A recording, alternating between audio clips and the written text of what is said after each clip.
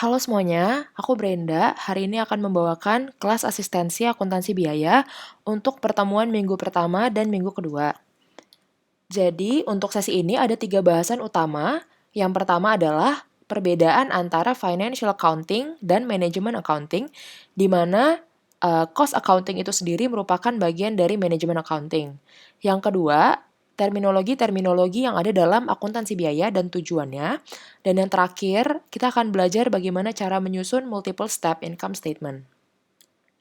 Untuk topik yang pertama, sebenarnya apa sih perbedaan antara AM dan AK? Jadi, perbedaan utamanya itu terdapat pada tujuan dari informasinya. Kalau akuntansi manajemen, tujuannya itu untuk membantu para manajer dalam perusahaan untuk melakukan decision making. Sedangkan, kalau akuntansi keuangan, tujuannya untuk mengkomunikasikan financial position perusahaan kepada external parties. Oleh sebab itu, primary usersnya juga berbeda nih. Kalau AM, primary usernya tentu aja manajer dalam perusahaan, sedangkan kalau AK, primary usernya itu external party seperti investor, bank, regulators, dan yang lain-lain. Fokusnya pun berbeda. Kalau AM itu lebih future oriented, misalnya seperti budget atau forecast, dan kalau AK itu past oriented, karena tujuannya dia tadi mengkomunikasikan.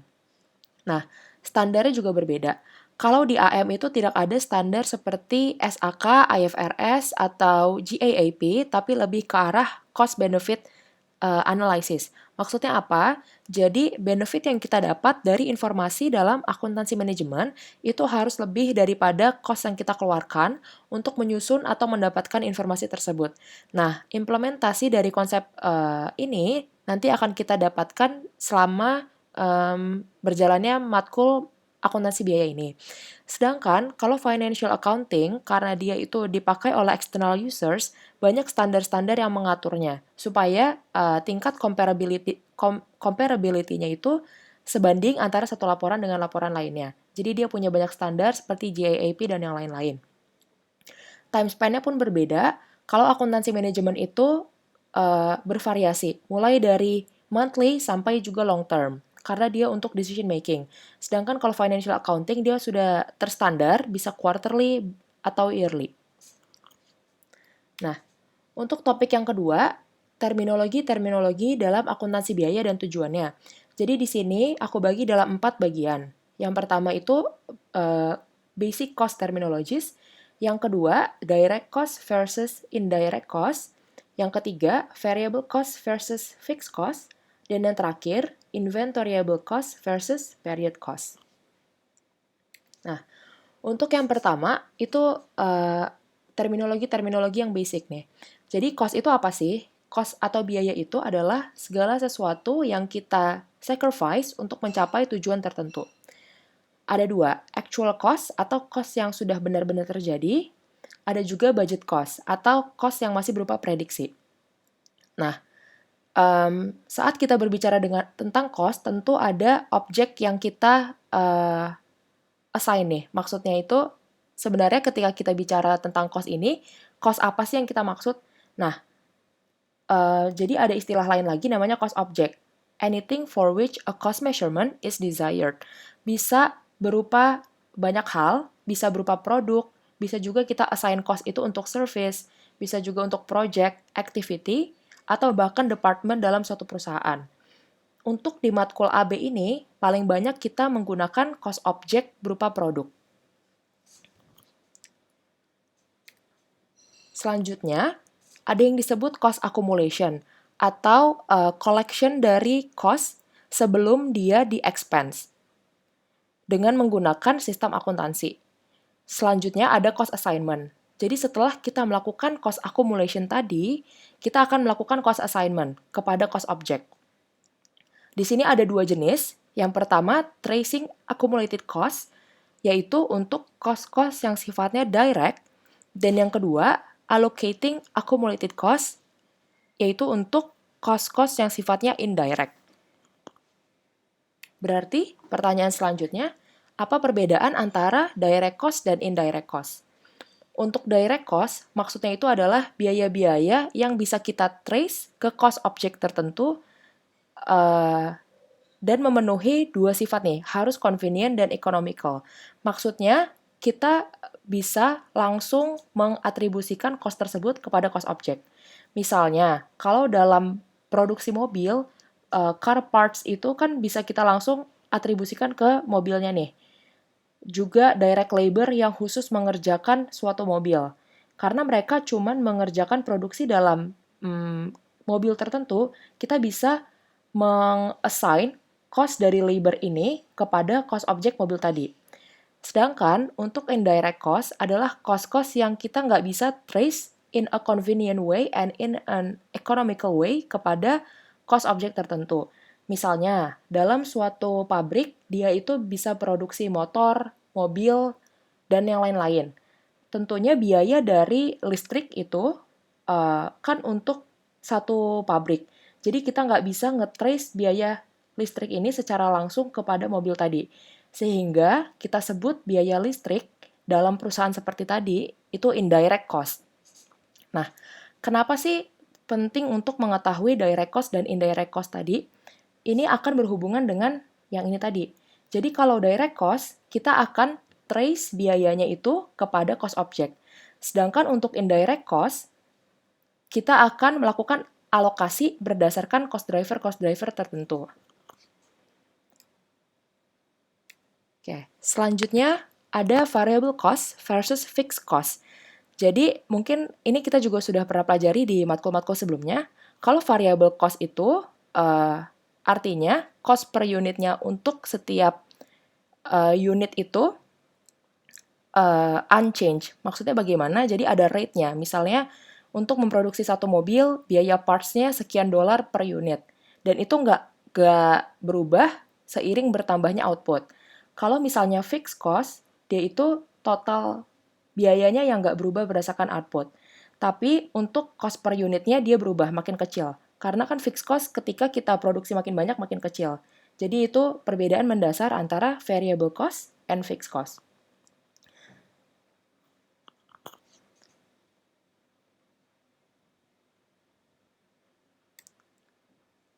Nah, kalau kita udah belajar tadi ada direct cost, ada indirect cost, ada variable cost, ada fixed cost, kita bisa melakukan pemetaan seperti ini nih.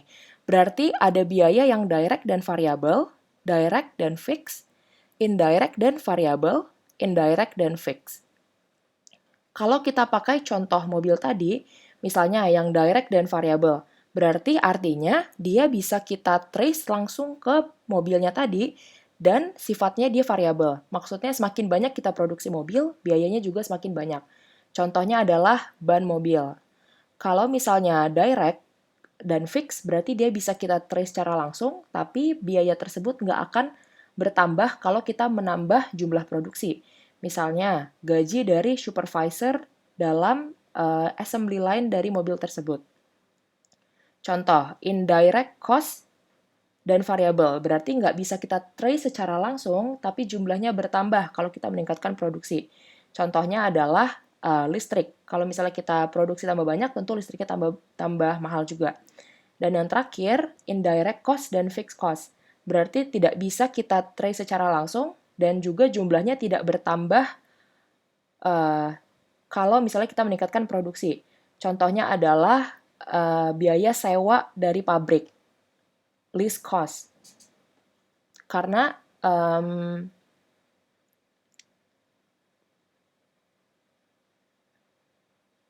karena kalau misal kita tidak meningkatkan produksi dengan signifikan, juga biayanya nggak akan nambah dan juga susah untuk di-trace. Oke. Cost terminologis yang terakhir ada inventoriable cost dan period cost. Nah, untuk yang pertama, inventoriable cost itu adalah biaya-biaya yang bisa kita anggap sebagai aset dalam balance sheet dan juga akan di-expense ketika produk itu terjual. Biaya-biaya ini akan kita expense sebagai COGS. Jadi maksudnya apa? Ketika perusahaan, contohnya manufaktur ya, dia kan membeli raw materials. Abis itu raw materialsnya diproses. Cuman kan proses itu nggak semua proses langsung menjadi finished goods kan. Ada juga misal manufaktur yang prosesnya panjang seperti mobil tadi, sehingga ada masa di mana proses tadi itu masih berupa work in process. Misalnya, mobilnya itu masih berupa frame yang belum di-assembly semuanya, kita sebut dengan WIP. Habis itu setelah diproses lebih lanjut lagi, kita sebut dengan finished goods. Nah, sampai semua barang-barang ini menjadi finished goods dan belum dijual, atau dengan kata lain, perusahaan belum mendapatkan revenue dari produksi tersebut, kita akan menganggap biaya-biaya yang digunakan untuk produksi tadi sebagai inventoriable cost. Jadi biaya-biaya yang masih kita anggap sebagai aset, karena kan sini kita anggap sebagai inventory ya. Nah, ketika kita melakukan penjualan kepada customer dan kita sudah mendapatkan revenue, di situ juga kita expense biaya-biaya inventoriable cost tadi. Nah, ini juga untuk memenuhi prinsip akuntansi, di mana biaya itu kita expense ketika sudah mendapatkan benefit ekonomi, yaitu berupa revenue tadi. Nah, itu tujuan dari inventoriable cost.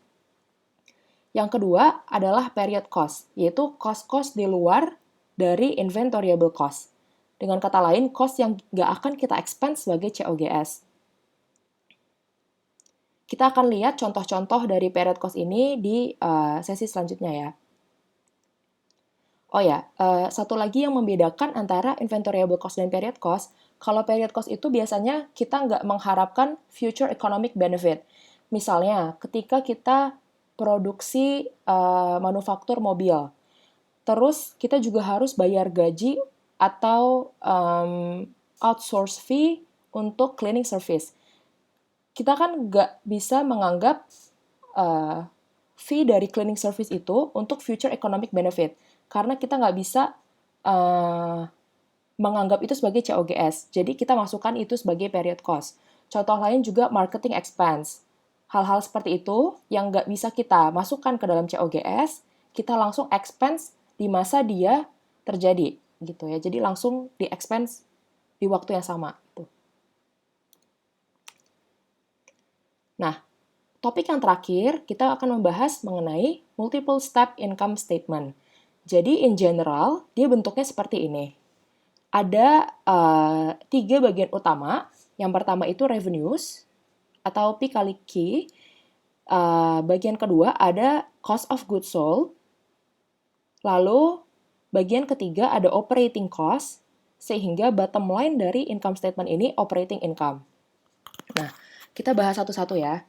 Kalau revenues tentu kita bisa dapat secara langsung nih berapa banyak yang kita jual dikali harga masing-masing barang. Kalau COGS itu ada beberapa step. Yang pertama, di awal tahun, beginning finished goods yang kita punya itu berapa sih? Jadi di Januari 1 misal, dia punya finished goods inventory sebesar 22.000. Oke, habis itu sepanjang tahun, cost of goods manufactured atau biaya manufaktur yang benar-benar terjadi itu 104. Berarti cost of goods available for sale merupakan tambahan dari ini kan 22 ditambah 104. Di awal dia punya 22.000, sepanjang tahun 2014 dia produksi 104, berarti yang available for sale itu 126. Nah, di akhir tahun, ternyata sisa dari inventory finished goods dia itu ada 18.000. Berarti cost of goods sold-nya itu 126 dikurang 18.000, jadi 108.000. Maksudnya, itu adalah ketika kita udah punya cost 126, terus sisa di akhir tahun kita 18, berarti cost of goods sold-nya itu tinggal kita selisihin, 126 kurang 18.000. Nah, revenues dikurang COGS, kita akan mendapatkan 102.000 gross margin. Selanjutnya operating cost. Operating cost ini sama dengan period cost tadi. Jadi cost-cost yang langsung kita expense di masa cost itu terjadi. Misalnya R&D, design, marketing, dan lain-lain 70.000. Berarti total operating cost 70.000. Gross margin dikurang operating cost, kita akan mendapat operating income 32.000. Nah, itu udah bottom line dari income statement. Yang jadi pertanyaan di sini adalah cost of goods manufactured. Karena kan sebenarnya yang lain itu merupakan hasil dari perhitungan kan, tinggal dikurang atau ditambah. Cuman COGM ini kita harus hitung lagi nih. Makanya ada yang namanya Statement of COGM atau Cost of Goods Manufactured. Di sini ada 3 bagian juga. Yang pertama ada Direct Materials, yang kedua ada Direct Manufacturing Labor, terus ada Manufacturing Overhead, dan nanti bottom line-nya adalah COGM, Cost of Goods Manufactured. Kita mulai lagi dari atas. Untuk Direct Materials, beginning inventory di Januari 1 ada 11.000. Oke, habis itu sepanjang tahun kita beli direct materials 73.000. Berarti total direct materials yang available for use di tahun itu ada 84. 11 di awal yang kita punya dan yang kita beli sepanjang tahun. 11 tambah 73, 84. Terus di akhir tahun ternyata sisa dari direct materials kita 8.000. Berarti yang kita pakai 84 yang tersedia dikurang yang sisa 8, 76.000. Oke.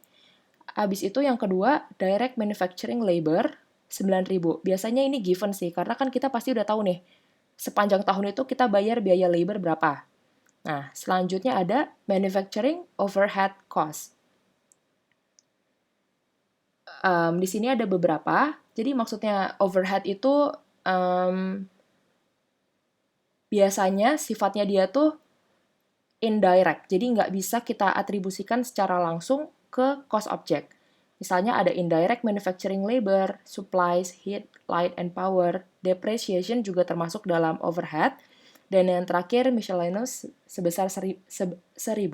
Jadi kalau kita total, di sini manufacturing overhead-nya ada 20.000.